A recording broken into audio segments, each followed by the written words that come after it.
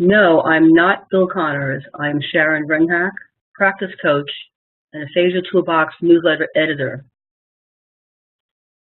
For our October 2014 newsletter and video on exploiting neuroplasticity in aphasia recovery, I will discuss tenet number 9. Turning the person with aphasia into a person recovering from aphasia. Bill has asked me to talk about my transition from being a person with aphasia to a person recovering from aphasia.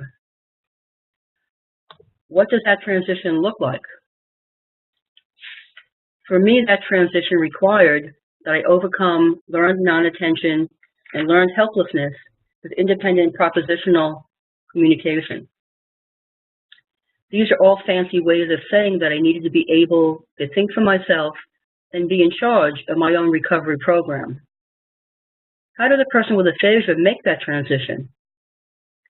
You can begin to do that by reestablishing normal cognitive focus, normal attention with independent and self-generated actions. For me, the transition or journey from being a person with aphasia to a person recovering from aphasia meant that I had to find like-minded therapists early on in my recovery. I realized and learned that I would not improve if my therapist served as my frontal lobes.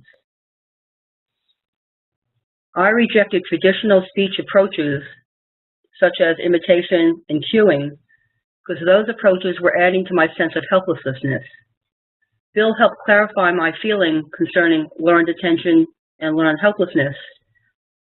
With his support, I had the permission to be, to feel, and to sound normal, not aphasic. My suggestion for people with aphasia: act normal, challenge yourself, challenge your therapist.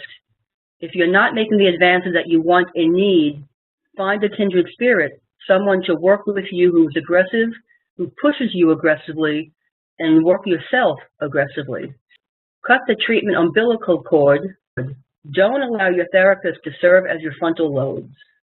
This was tenet number 9. Thank you.